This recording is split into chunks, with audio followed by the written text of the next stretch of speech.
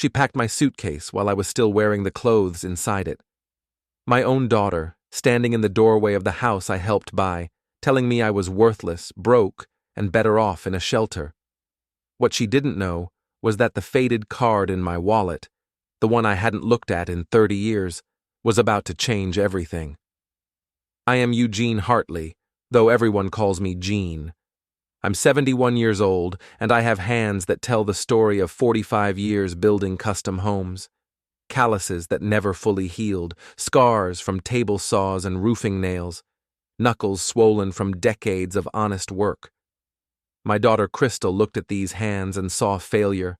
She was about to learn how wrong she was. Before I tell you what happened when I took that old card to the bank, tell me in the comments, have you ever been thrown away by someone who was supposed to love you? Have you ever been told you had nothing left to offer? It was a Sunday afternoon in March, the kind of gray, drizzly day that makes everything feel heavier than it should. Crystal had invited me for dinner, which should have been my first warning. She hadn't invited me for a meal in 3 months.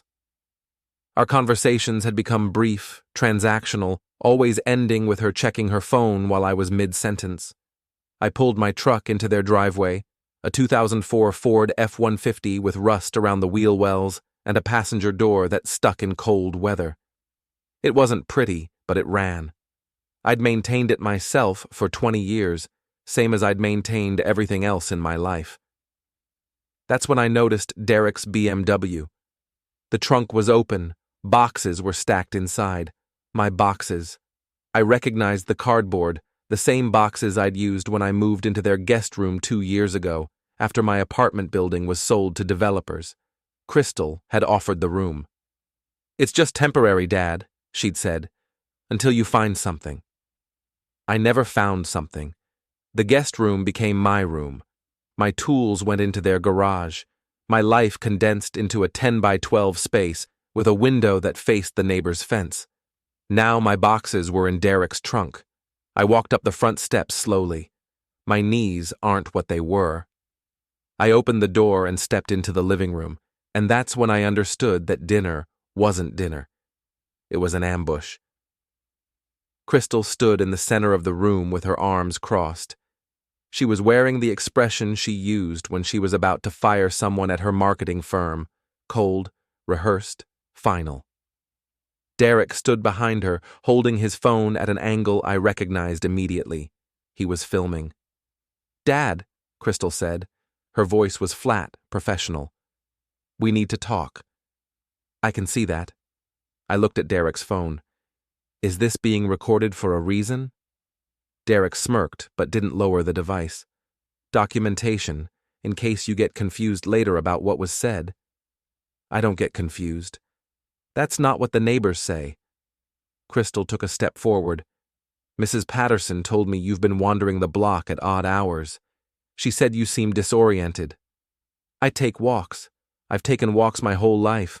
Your mother and I used to walk every evening." "Mom's been in for 6 years, Dad." Crystal's voice sharpened. "And that's part of the problem. You're stuck in the past. You're not adapting. You're not contributing. You're just here, taking up space, eating our food, using our electricity, embarrassing us in front of our friends." The words hit like hammer blows, each one driving deeper than the last. "Embarrassing you?" "Last month, Derek's partners came for dinner. You told them a 40-minute story about installing crown molding." 40 minutes, Dad. About molding." They asked about my work. They were being polite. Derek lowered the phone slightly, emboldened. "Nobody cares about carpentry, Gene. It's not 1985 anymore.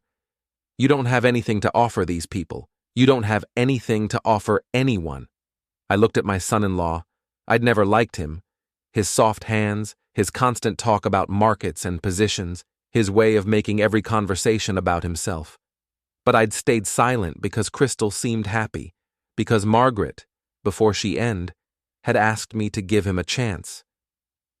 "Derek," I said quietly, "I helped you make the down payment on this house. That was 8 years ago. What have you done lately?"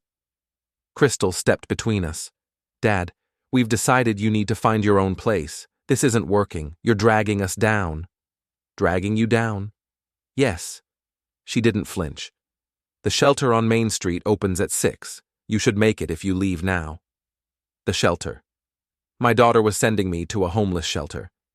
Before we dive deeper into this story, I have one small request. Please subscribe, drop a like, comment, and hit that hype button to boost this channel so more people can discover these incredible Reddit stories. I noticed movement in the hallway. Jalen, my 17-year-old grandson, was standing in the doorway. His face was pale, his eyes wide. He looked at me, and I saw something there. Shame, maybe, or sorrow. But he didn't speak. He just watched. "Jalen," I said softly. He looked away. Derek walked past me to the front door. He picked up a suitcase I hadn't noticed. Brown, battered, packed roughly with clothes I could see through the gaps in the zipper. My clothes. Someone had gone through my room while I was driving here. "Your stuff is in the truck," Derek said. "Most of it. The rest is going to Goodwill. You don't need tools anymore, Gene. You're done working." I looked at the suitcase. I looked at my daughter, who wouldn't meet my eyes. I looked at the doorway where Jalen had been standing, but he was gone. Then I noticed the trash can by the front door.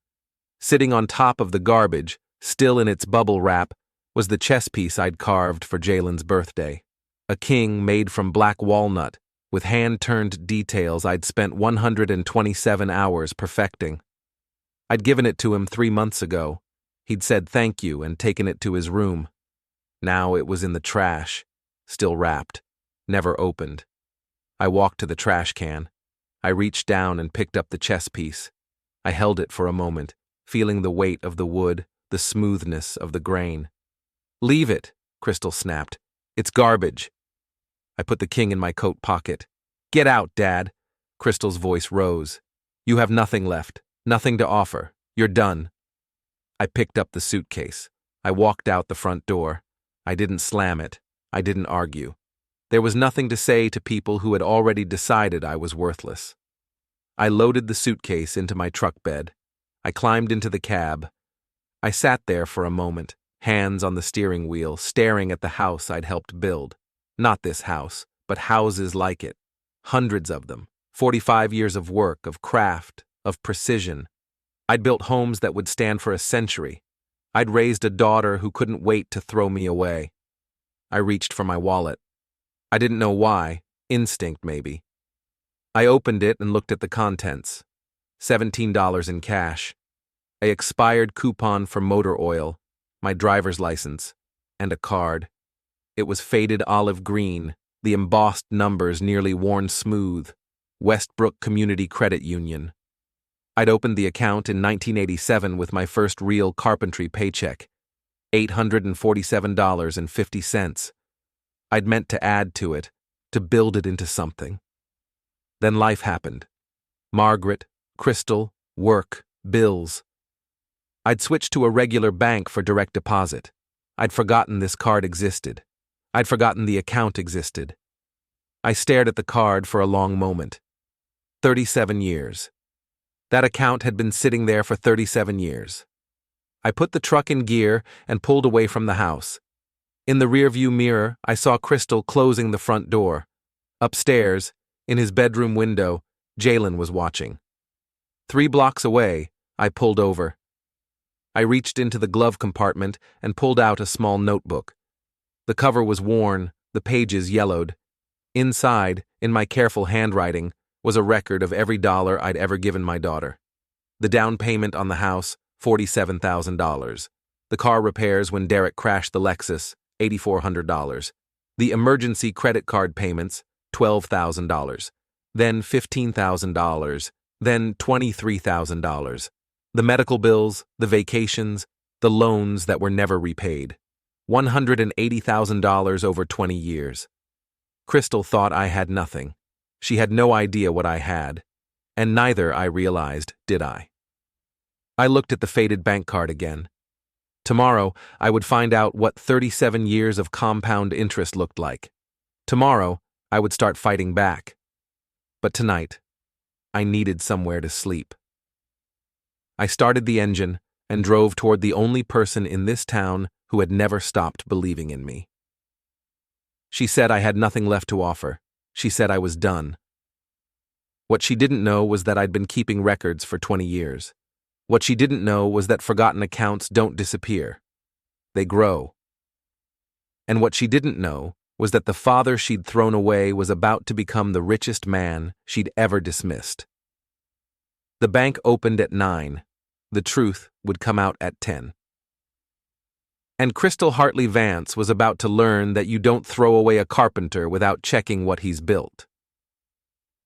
The parking lot of Shady Pines Storage was empty when I pulled in at 9 p.m. The fluorescent lights buzzed overhead, casting everything in a sickly yellow glow. Unit 7B had been my secret for 15 years, $89 a month, automatically deducted from my checking account. Crystal never knew it existed. She never asked where the things that mattered to me had gone. The roll-up door groaned as I lifted it. The smell hit me first. Old wood, leather, and something else. Memory. The unit was 10 by 15 feet, packed floor to ceiling with the artifacts of a life my daughter had tried to erase. My father's tool belt hung on a hook just inside the door. Leather so worn it felt like silk, brass buckles green with age. He'd worn it every day for 40 years, building houses across 3 counties. When he ended, it was the only thing I kept. Everything else went to creditors. I ran my fingers across the buckles. "Still here, Pop," I whispered. Behind the tool belt were boxes labeled in Margaret's handwriting. Tax records 1985-1995, Gene's contracts, family photos. She'd been the organized one, filing everything, saving everything. I used to tease her about it. Now I understood. She'd been building a fortress of documentation without knowing why. I found what I was looking for on the 3rd shelf. A shoebox, warped with age, held closed by a rubber band that snapped when I touched it. Inside were bank statements, deposit slips, and paperwork from another era. Westbrook Community Credit Union, established 1952. The original account agreement was dated March 14, 1987. I remembered that day, my first big solo job, a kitchen renovation for the Hendersons on Maple Street. They'd paid me $847.50 in cash. I'd walked into that credit union feeling like a millionaire. The teller had been an older woman with silver hair and reading glasses on a chain. "Starting a nest egg?" she'd asked. "Something like that," I'd said. "My wife thinks I should save more." "Smart woman. Compound interest is magic, young man. Leave it alone and watch it grow."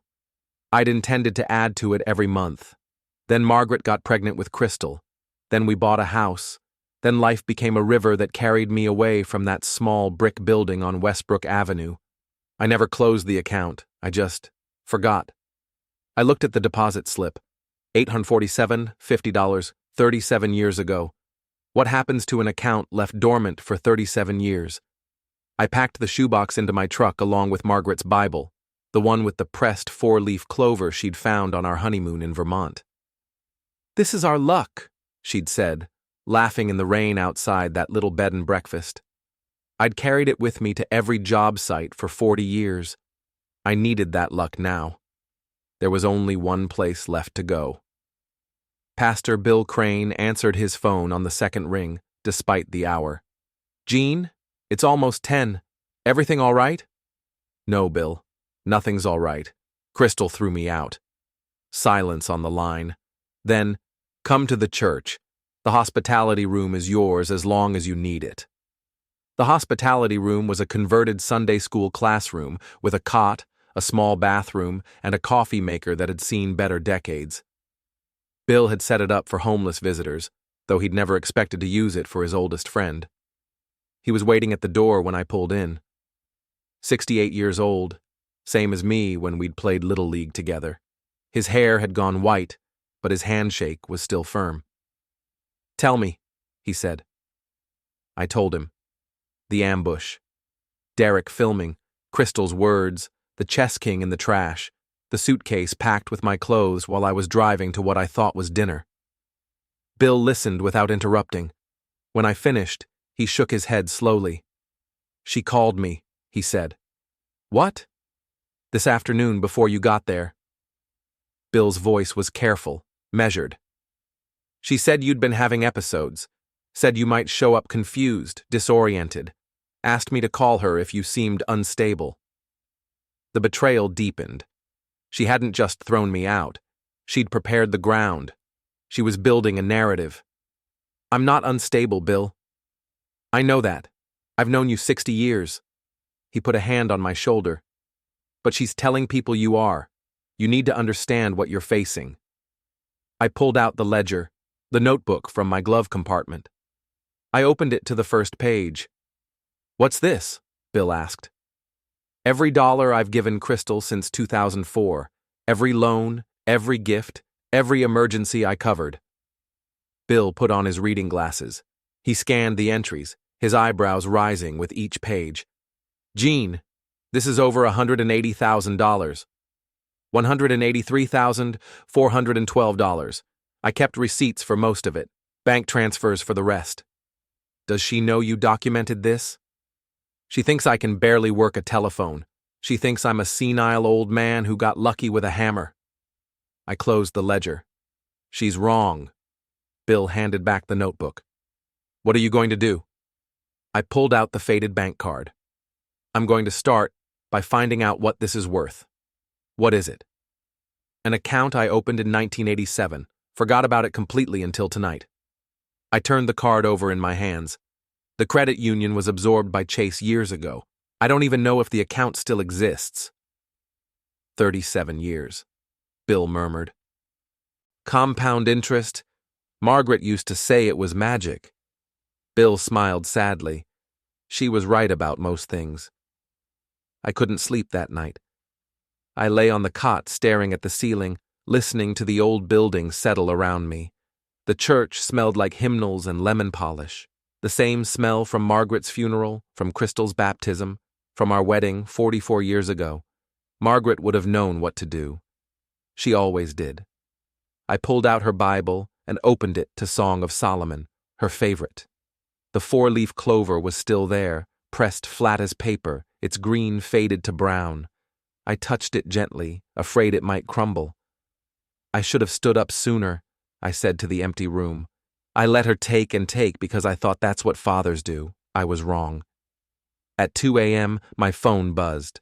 A text from an unknown number.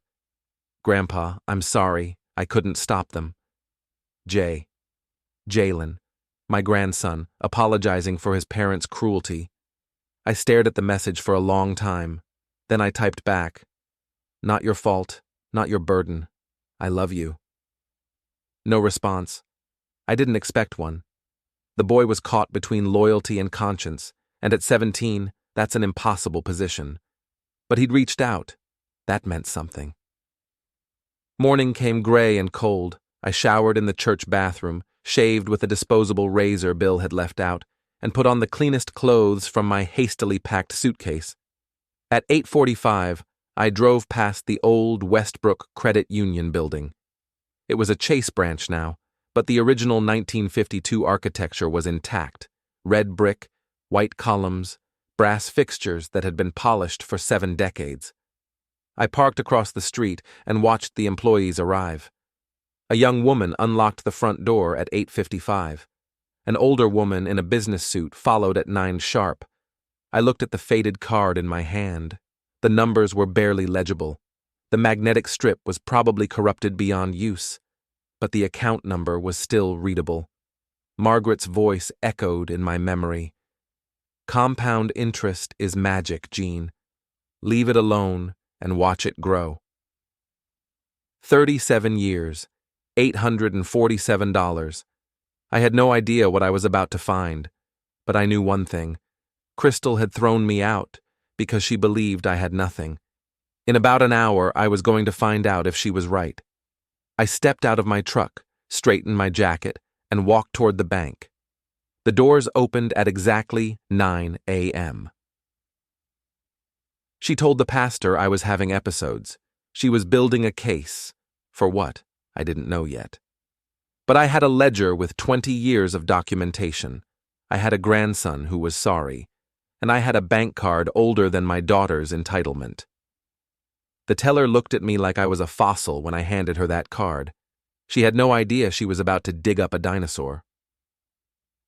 What happened next made her call the manager. What the manager found made her call compliance. And what compliance discovered made everyone in that building look at me differently. The carpenter they'd dismissed was about to become the most important customer they'd seen all year. The Chase Bank lobby smelled like new carpet and old money. Everything was polished, the marble floors, the brass fixtures, the smiles on the tellers' faces. I stood just inside the door, feeling every year of my age pressing down on my shoulders. A young teller waved me forward.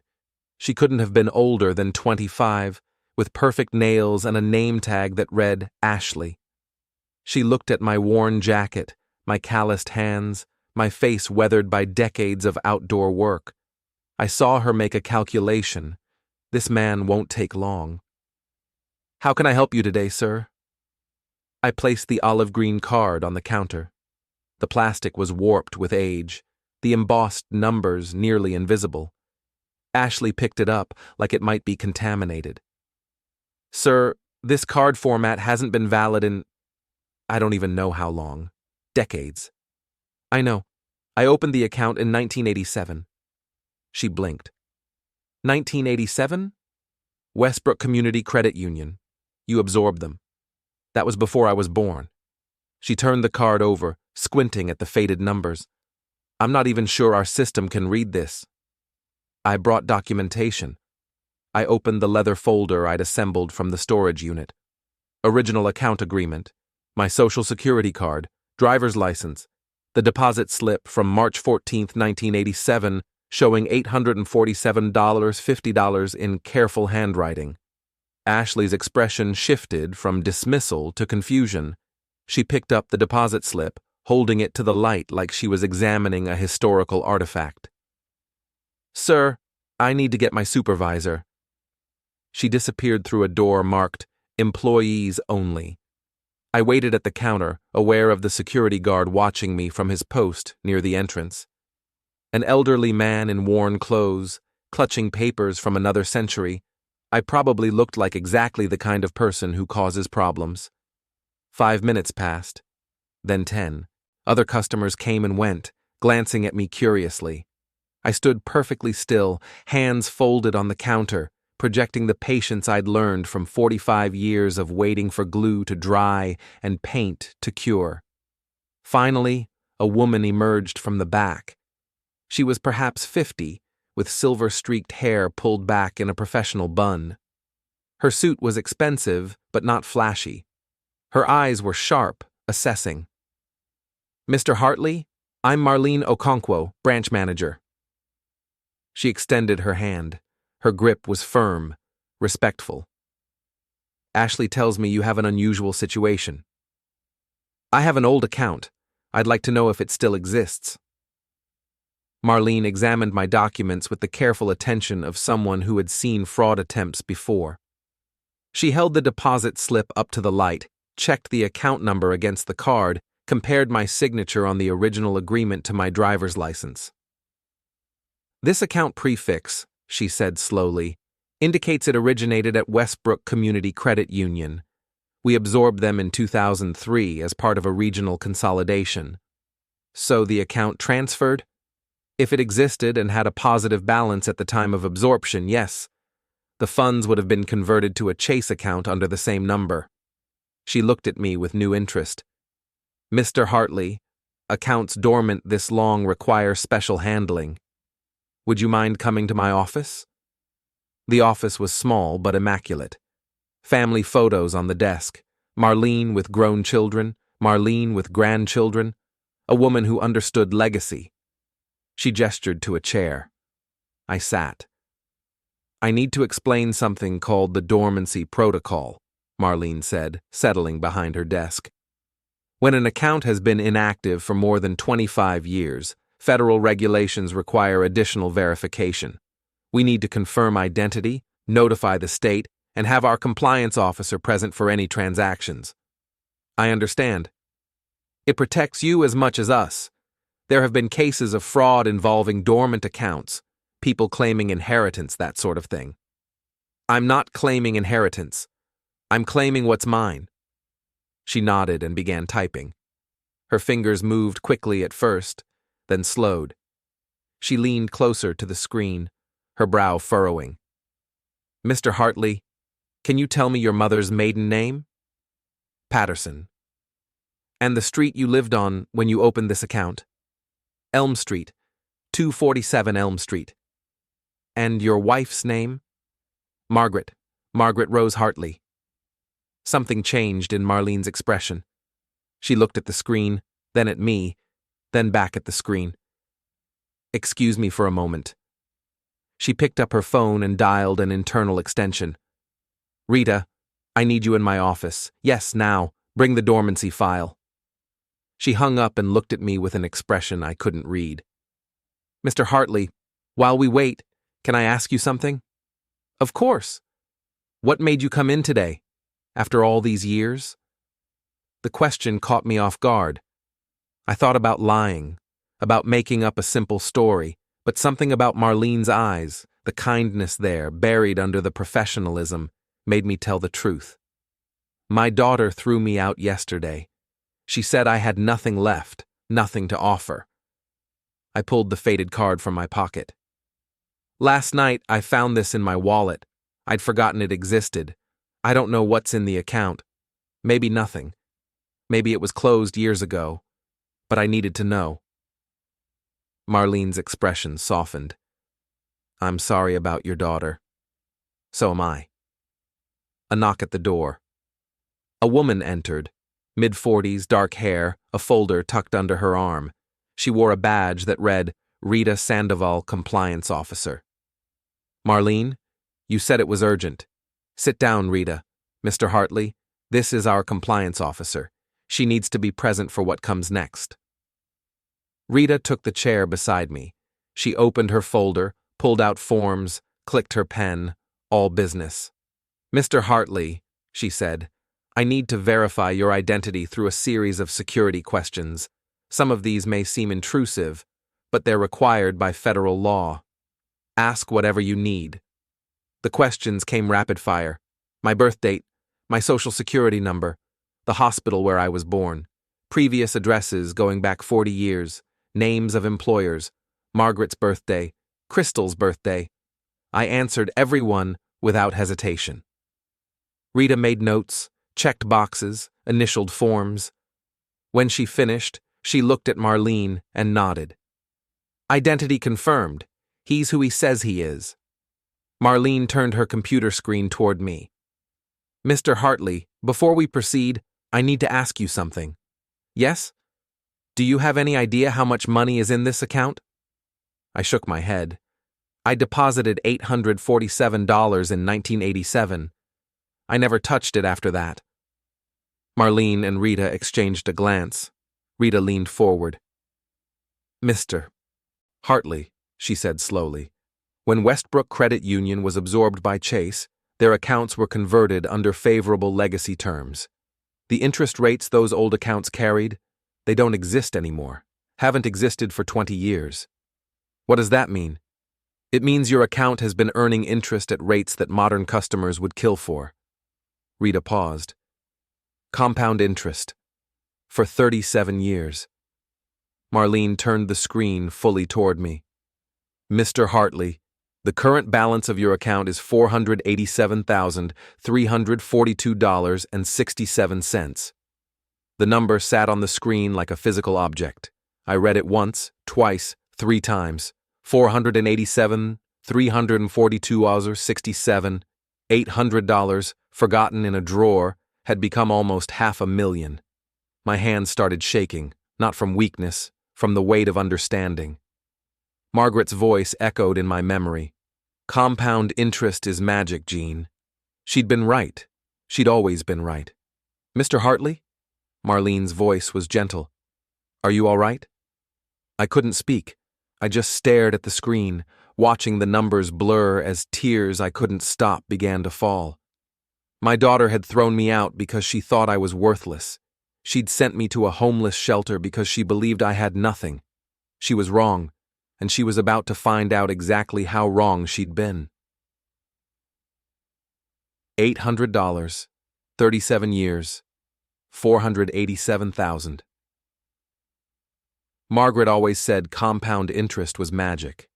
I never understood until that moment, sitting in a bank office, watching my forgotten savings become my salvation. But the money wasn't the real discovery. The real discovery was what Marlene said next, about my brother Raymond, about a life insurance policy, and about a signature that wasn't mine. Crystal hadn't just thrown me away, she'd been stealing from me for years. And now, I had the resources to prove it. Connie Webb's law office occupied the second floor of a building that had once been a hardware store. The stairs creaked under my weight, each step a reminder of the years these bones had carried. But today, for the first time in months, I didn't feel old. I felt awake. Connie was waiting at the top of the stairs. 61 years old, silver hair cut short and practical, eyes that had seen every kind of human cruelty and still believed in justice. She'd handled my will, my property transfers, Margaret's estate. 30 years of trust built 1D, who had seen through Crystal's charm and tried to warn me with his dying breath. About Jalen, trapped in that house with parents who were eating each other alive. File it, I said. The Sunny Acres. Diner hadn't changed in 40 years. Same red vinyl booths patched with duct tape, same coffee that could strip paint off a battleship, same regulars who'd known me since I was young and stupid and thought I could build the world with my bare hands. I sat in the back corner, nursing a cup of that terrible coffee, trying to process everything Connie had told me. $75,000. My brother's final gift, stolen before I knew it existed. My daughter's signature on a forgery that had been sitting in an insurance company's files for 5 years. 2 women sat in the booth behind me. I didn't recognize their voices, but I recognized the tone, the particular melody of gossip being shared like currency. Did you hear about Crystal Vance's father? The carpenter? The one who used to build those beautiful homes out on Ridgeway? That's him. Apparently he had some kind of breakdown. Showed up at her house ranting and raving about money. She had to call someone to remove him. How sad. Is it dementia? That's what she's telling people. Says he's been getting worse for months. Wandering the neighborhood at night, forgetting where he is, accusing people of stealing from him. Classic paranoid delusions. My grandmother was the same way at the end. Kept insisting the nurses were taking her jewelry. Projection. Probably. The poor man probably can't remember where he put his own wallet and convinces himself someone stole it. I sat very still, my coffee growing cold in my hands. Crystal wasn't just rejecting me, she was preemptively destroying my credibility. If I accused her of anything, people would dismiss it as the ravings of a confused old man. She was building a narrative, laying groundwork, preparing the battlefield. She'd learned that trick from Derek, probably. He was always talking about controlling the message and getting ahead of the story. Marketing speak for lying before the truth can catch up. I left money on the table and walked out without looking at the women. I had bigger things to do than correct gossip I couldn't prove I'd heard. The hardware store on Main Street had been there since 1962. 3 generations of the Morrison family had run it, selling nails and lumber and dreams to people who still believed in building things with their hands. I'd bought my first tools there when I was 17, scraping together money from summer jobs. Gene Hartley. Tom Morrison came around the counter, hand extended. He was 60 now, gray at the temples, but I still remembered him as the kid who used to sweep the floors while his grandfather worked the register. I'd built his house in 1998. A custom job, 3 bedrooms, wraparound porch with hand-turned railings. 8 months of my life in that house. Tom, good to see you. I heard what happened. Tom's face was troubled. Crystal's been telling people you're not well, that you're having episodes. Is any of that true? What do you think, Tom? You've known me 40 years. Tom stewed me for a long moment. The same careful assessment I'd seen him give to questionable lumber, looking for rot, for weakness, for anything that might fail under pressure. I think you're the same man who built my house with his own hands. I think you're the most honest craftsman I've ever met in this business. I think if Crystal says you're crazy, she's either lying or fooling herself.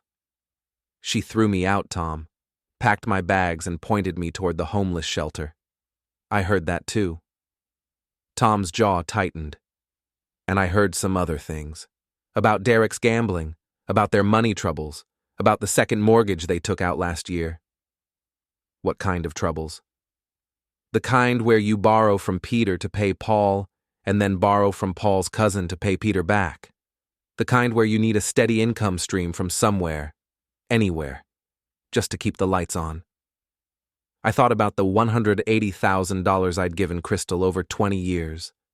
The regular emergencies that always seemed to come right when they should have been flush with cash. The constant requests dressed up as opportunities. Tom, I need a favor. Name it. I need people to remember who I am. When the time comes, and it's coming soon, when Crystal tries to paint me as a senile old man who can't be trusted, I need people who know better. People who can speak to my character. Tom pulled out his phone. I've got the numbers of every client you ever worked for in this town. Half of them still owe you a favor for the extra work you did without charging. Give me an hour. I'll have a list of people ready to swear under oath that Eugene Hartley is the most capable, honest man they've ever known. Thank you, Tom. Don't thank me. Thank yourself for being the kind of man people want to vouch for. He gripped my shoulder. Whatever you need, Eugene. We're here. That night, I sat in Pastor Bill's hospitality room with a notebook and a pen. The cot was uncomfortable, the coffee maker was broken, and somewhere outside a dog was barking at shadows. But I had work to do. I created a timeline. 2004, first emergency loan to Crystal, $5,000 for unexpected car repairs. 2008, down payment on their house, $47,000. They were supposed to pay me back within 5 years. 2012, Derek's business opportunity, $25,000. The business never materialized. 2015, car accident repairs, $8,400. Derek ran a red light. 2017, credit card bailout, $15,000. They were temporarily overextended. 2019, Raymond dies, life insurance stolen, $75,000. 2019-2024, ongoing emergencies, $28,000 in various increments. 2024, eviction. The pattern was clear now that I could see it laid out.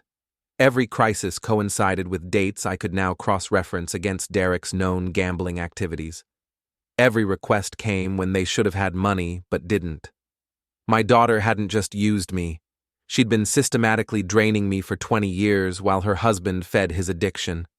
I was the ATM that never said no, the safety net that never frayed, the father who loved too much to ask questions. My phone buzzed. Another text from Jalen.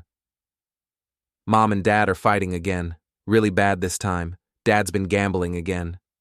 Things are bad here, Grandpa. I don't know what to do. I stared at the message. My 17-year-old grandson, caught in the middle of a collapsing marriage, reaching out to the grandfather his parents had just thrown away like yesterday's garbage.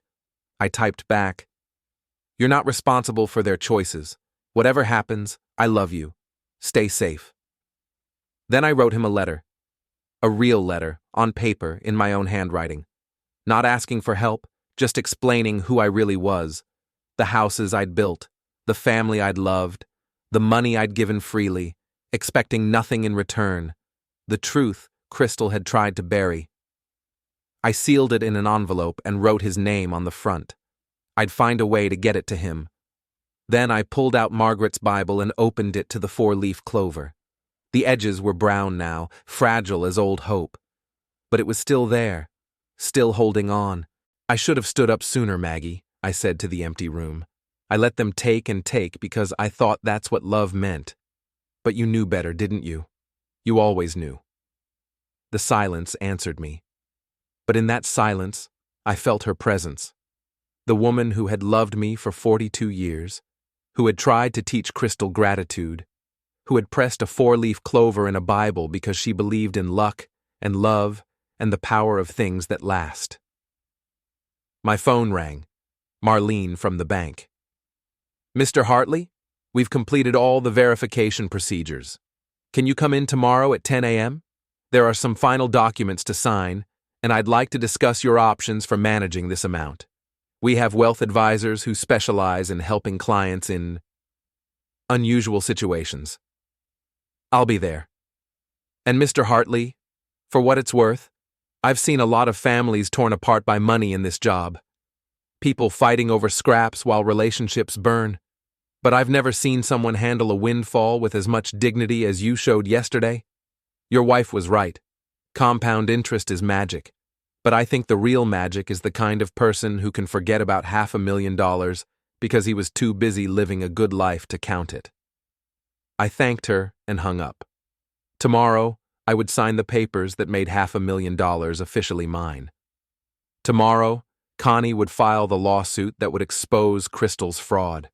Tomorrow, everything would change. I laid out my suit, the one I'd worn to Margaret's funeral, the only formal clothes I still owned. Navy blue, slightly worn at the elbows, but clean and pressed. Margaret had picked it out, said it matched my eyes. Crystal wanted me declared incompetent. She was about to discover that this old carpenter still knew how to build a case. And unlike her house of cards, mine had a foundation that would hold. $487,000 I didn't know I had. $75,000 stolen from my dying brother's gift. $180,000 given in love and taken in greed. Crystal thought she'd thrown away a broken old man with nothing left to offer. She'd actually set free someone who finally had nothing left to lose and everything to prove. The bank meeting was at 10. The lawsuit would be filed by noon. And somewhere in that house I'd helped them buy, my daughter was about to learn that the father she'd discarded was coming back. Not for revenge, for truth. Some foundations take decades to build.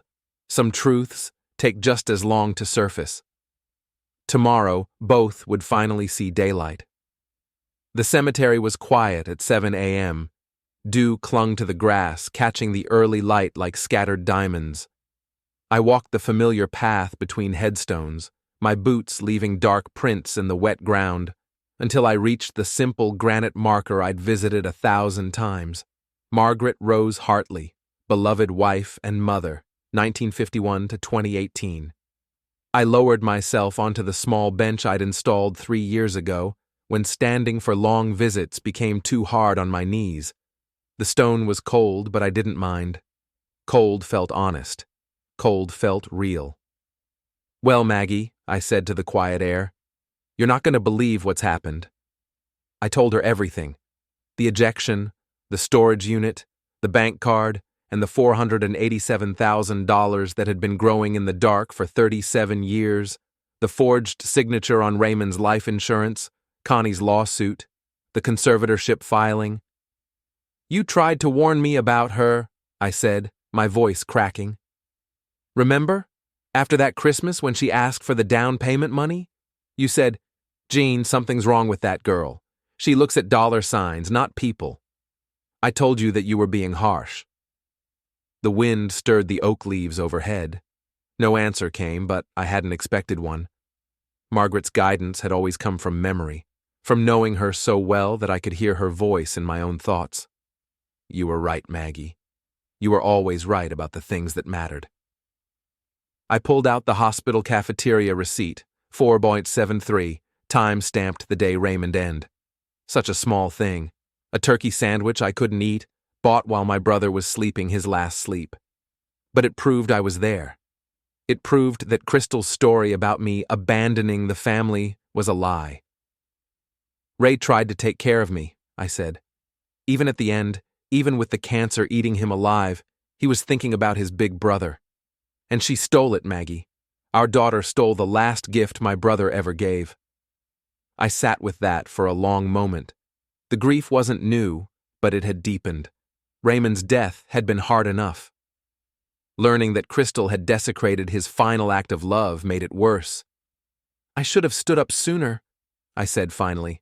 I let them take and take because I thought that's what fathers do, because you asked me to be patient with her, because I kept hoping she'd become the daughter we raised her to be. The four-leaf clover was still pressed in Margaret's Bible. I'd checked it that morning, touching the fragile edges like a talisman. But I'm standing now, Maggie. I'm standing, and I'm not backing down. I drove past the Vance house on my way back to Pastor Bill's church. I told myself I just wanted to see it, the house I'd helped them buy with $47,000 of my savings, the house where my grandson was trapped between warring parents. What I saw made me pull over. A process server was walking down the driveway. Crystal stood at the front door in her bathrobe, signing something on a clipboard. Her face was tight with anger, the expression she wore when things weren't going her way. The server handed her a document. Crystal glanced at it, and even from across the street, I could see the color drain from her face. Connie's lawsuit had been delivered. I watched Crystal's mouth move, shouting something at the server, who was already walking back to his car. She slammed the door so hard I heard it from my truck. My phone buzzed. Connie's name on the screen. Gene, I just got confirmation. The civil suit has been served. Crystal and Derek are officially on notice. I saw. I'm parked across the street. A pause. Are you okay? I don't know. Part of me feels sick. Part of me feels like I should have done this years ago. Both can be true. Connie's voice was gentle but firm. Listen, there's something else. They filed their conservatorship petition this morning. Emergency hearing scheduled for next week. My stomach dropped. How is that possible? I just passed every competency verification at the bank. They're claiming you've been manipulated by outside parties, meaning me, meaning anyone who's helped you. They're arguing that your recent financial decisions prove mental incapacity. Connie's voice hardened. It's desperation, Gene. They know the fraud case is strong. They're trying to get control of your assets before we can freeze them. Can they win? Not if we fight back. I've already filed our counter motion. Character witnesses, bank verification records, medical assessments. We'll bury them in evidence of your competency. She paused. But Gene, there's something else I filed today. What?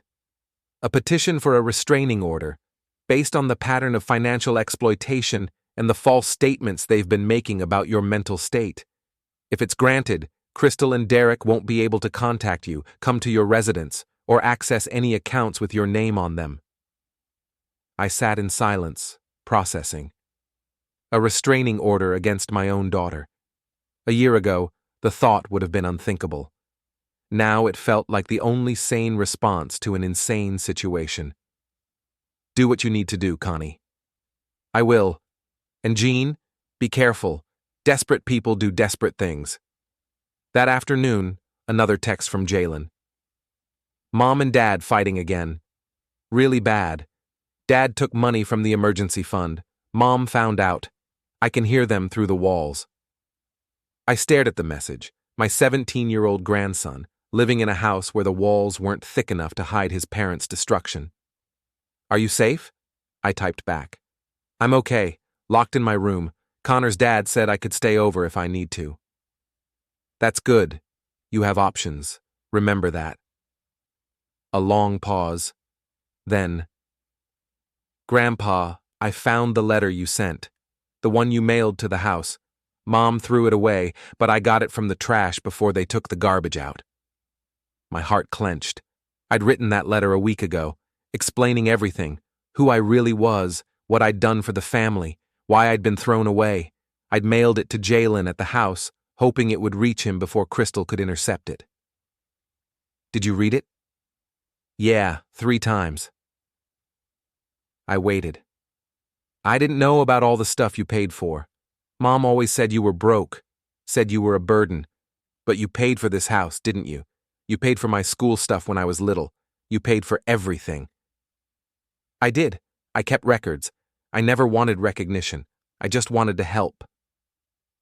Why didn't you tell me? I thought carefully before responding. Because I didn't want you to think less of your mother. I thought she'd grow out of it. I was wrong. Another long pause. Then, I don't think less of her because of what you did. I think less of her because of what she did.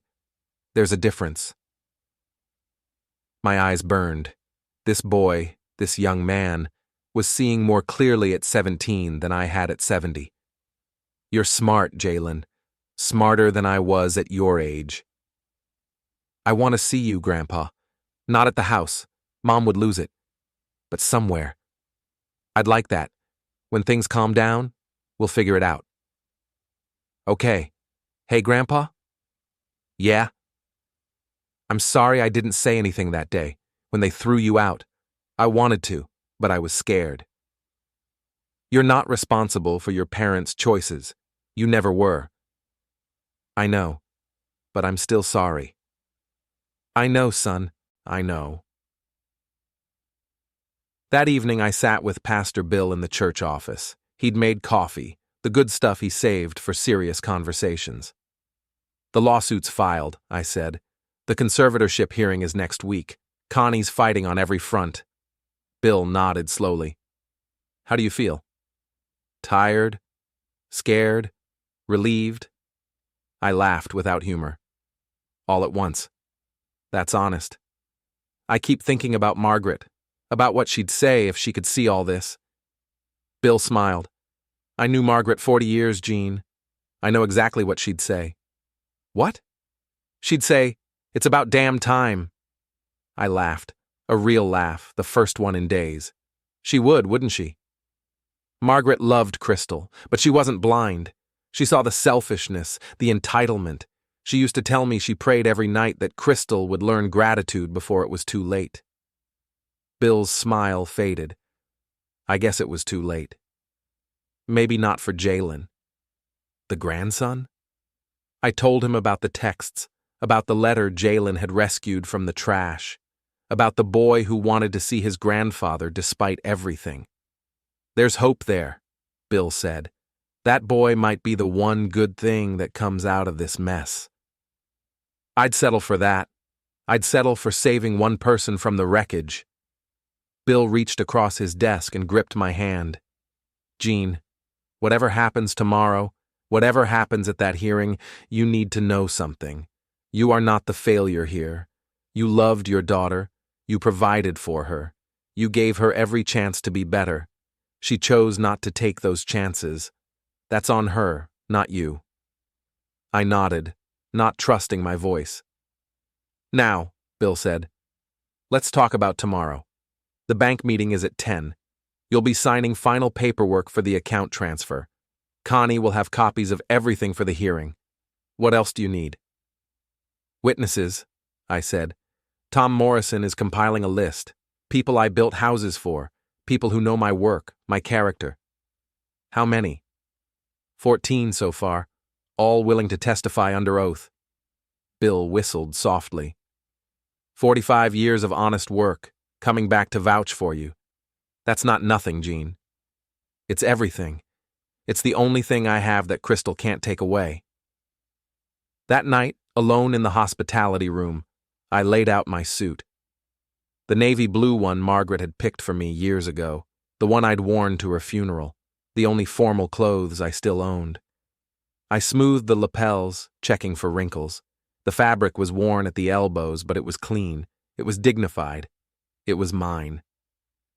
My phone buzzed one more time. Marlene from the bank. Mr. Hartley, we're all set for tomorrow at 10 a.m. All verification is complete. You'll sign the final transfer documents and receive full access to your account. Thank you, Marlene. Mr. Hartley. She hesitated. I've been doing this job for 20 years. I've seen a lot of families torn apart by money, but I've never seen anyone handle a situation like yours with as much grace as you have. Your wife was right. Compound interest is magic.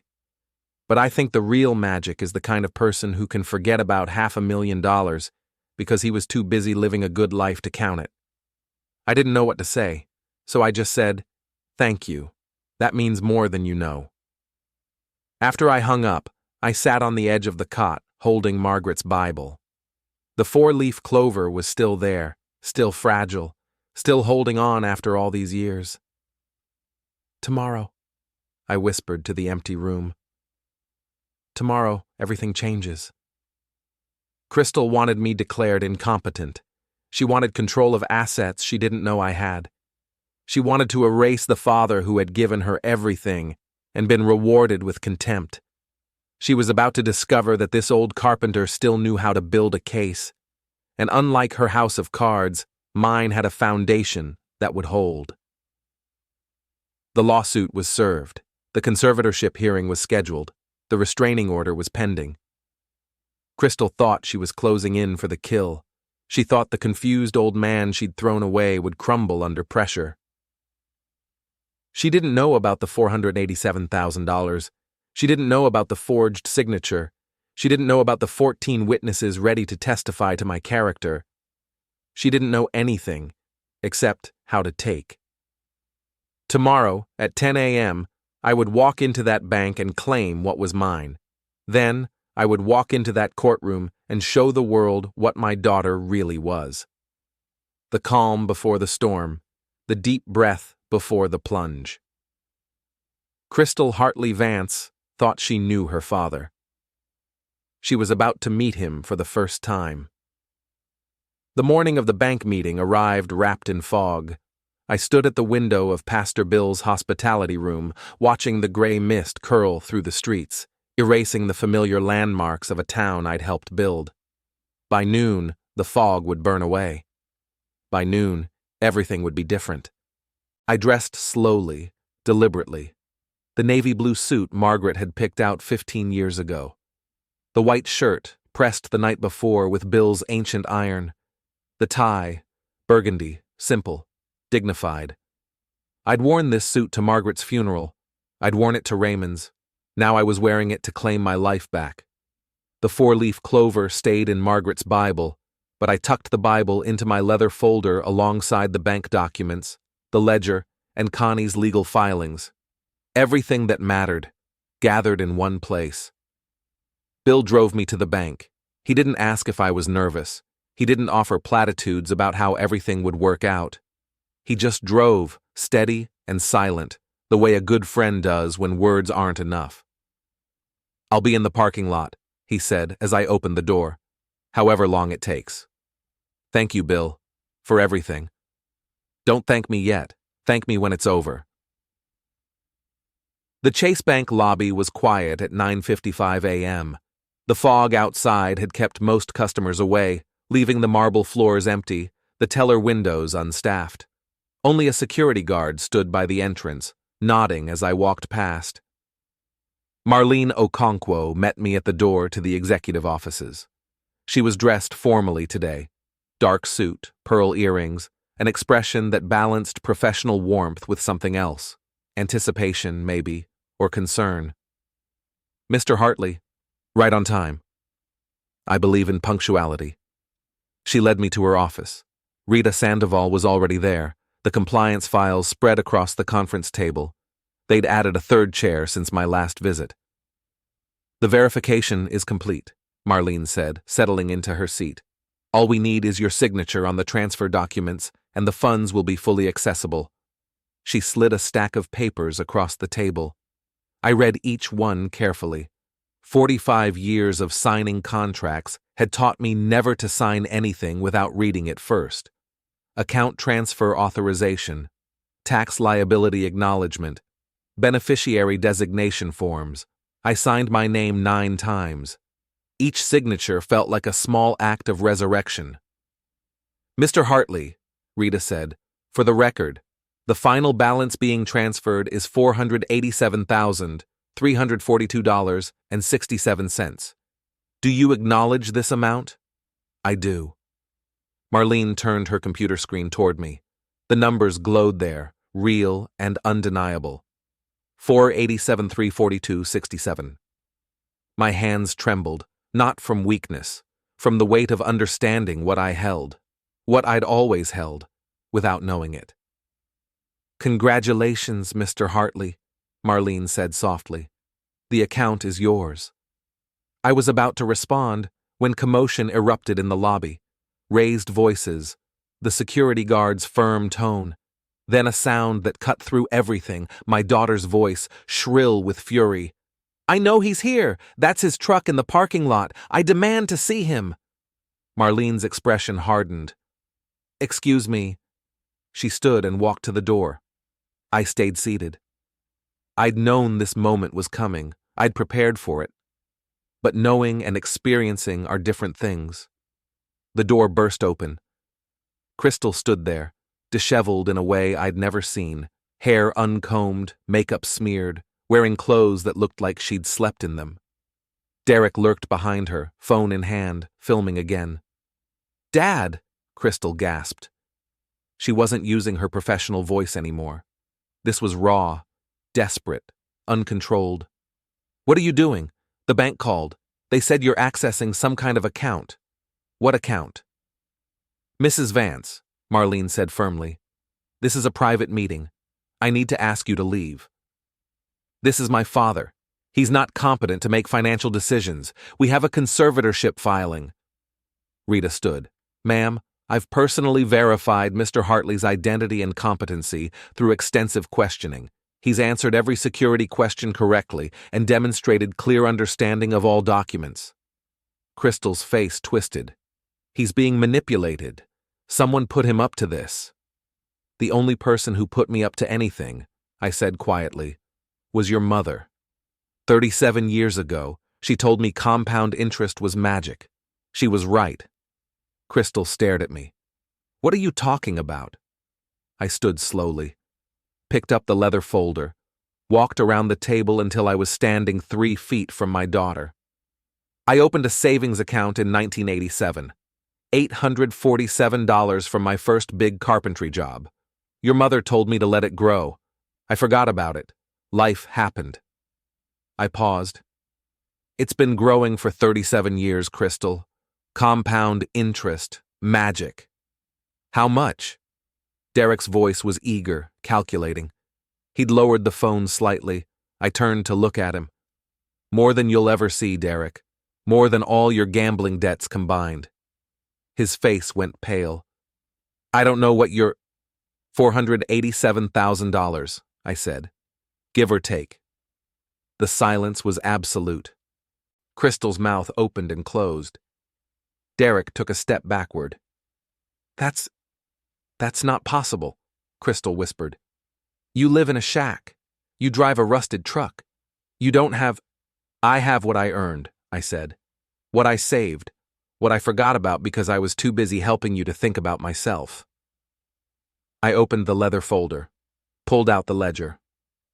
"Speaking of which," I held up the notebook. "Do you know what this is?" Crystal shook her head. "It's a record. Every dollar I've given you since 2004. Every loan, every emergency, every down payment and car repair and credit card bailout." I flipped to the final page. $183,412. Want me to read the entries? "Dad, August 2008. Down payment assistance for your home, $47,000. You were supposed to pay me back within 5 years." That was different. March 2012. Derek's business opportunity, $25,000. "The business never existed, did it, Derek?" Derek was backing toward the door. "We should go. Crystal, we should go." June 2019. I pulled out another document, the forged beneficiary claim.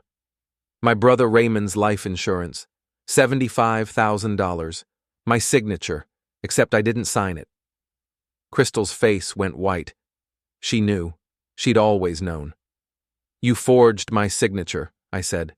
"You stole my brother's last gift to me. While I was sitting in the hospital holding his hand, you were filing paperwork to take his money." "I didn't—" Derek said we needed— "Don't." The word came out harder than I intended. Don't blame him. You signed those papers. You made that choice. You stole from your own father while his brother was dying. Crystal started crying. Real tears, but I'd seen her cry before. I'd seen her cry to get what she wanted.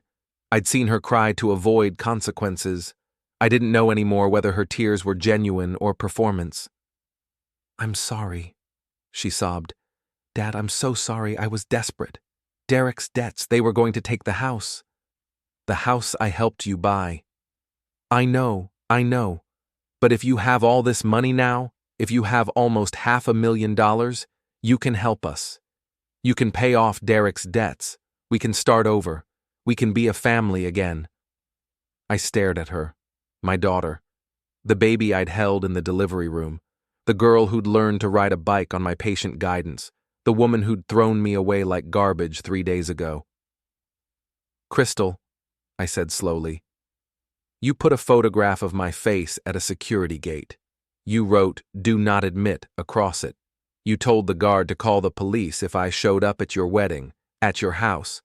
I didn't mean—" You told Pastor Bill I was having mental episodes. You told the women at the diner I was delusional. You filed for conservatorship to get control of whatever scraps you thought I had left. We were trying to protect. You were trying to rob me, again. One last time." I closed the folder. "But you made a mistake. You assumed I was the fool you'd trained yourself to see. The broken old man with nothing left. You never bothered to look deeper." Marlene cleared her throat. "Mrs. Vance, Mr. Vance, I'm going to have to ask you to leave. Security is waiting." Derek was already gone. I heard his footsteps retreating down the hallway. Crystal stood frozen, tears streaming, mascara running. "Dad," she whispered. "Please, I'm your daughter." "Yes," I said. "You are, and I will always love you. But I will not save you from the consequences of your own choices anymore. I've done that for 20 years. It didn't help you. It made you worse." "What am I supposed to do?" "What everyone does. Work, save, build something with your own hands instead of taking what others have built." I reached into my pocket and pulled out an envelope. "This is the name of a therapist, a good one. She specializes in family financial trauma. I've already paid for 10 sessions." Crystal took the envelope with trembling hands. "That's all I'm giving you," I said. "No more money, no more bailouts, no more pretending you'll pay me back. Just help, real help, if you're willing to take it." She looked at the envelope, at me, at the life she'd destroyed through greed and entitlement. "I don't know how to start over," she said. "Neither did I when your mother ended. Neither did I when you threw me out. But I'm still here." I touched her shoulder, the first contact we'd had since before the ejection. "You can survive more than you think, Crystal, but you have to want to." The security guard appeared at the door. Crystal let herself be led away. She didn't look back. I stood in Marlene's office, suddenly exhausted. "Mr. Hartley?" Marlene's voice was gentle. "Are you all right?" "No," I said honestly, "but I will be." Pastor Bill was waiting in the parking lot, just as he'd promised. I climbed into his car and sat in silence as the fog finally burned away, revealing blue sky. "It's done?" he asked. "It's done. The money's mine. Crystal knows everything. How do you feel?" I thought about it. About Margaret's voice telling me compound interest was magic. About Raymond trying to protect me even as he was dying. About Jalen waiting for a grandfather who was finally free. "I feel like I've been holding my breath for 20 years, I said finally, and I just remembered how to exhale. Bill nodded. He didn't say anything else. He just drove me to the church where Margaret and I were married, where she was buried, where I'd been sheltered when my own daughter threw me away. I sat in the empty sanctuary for an hour. I didn't pray. I didn't cry. I just sat, letting the silence fill the spaces where the pain had been. The carpenter they'd dismissed had finally finished building his case. The foundation had held. The structure was sound. And somewhere, I hoped, Margaret was smiling. She wanted my money without wanting me. She wanted the benefits of family without the obligations. What she got instead was a lesson, the hardest kind, taught not through punishment but through natural consequences. I didn't destroy my daughter. I just stopped protecting her from the destruction she'd built for herself. The account is mine now. The truth is public. The lawyers are handling the fraud case. But the most valuable thing I found wasn't money. It was the knowledge that I could survive my daughter's rejection and still be the man Margaret married, still be the father Raymond trusted, still be the grandfather Jalen needs. Compound interest is magic, but the real magic is simpler than that. It's knowing who you are when everyone else has decided you're worthless. It's standing up when they expect you to lie down. It's building something true in a world full of forgery. My name is Eugene Hartley. I'm a carpenter, and I finally remembered how to build.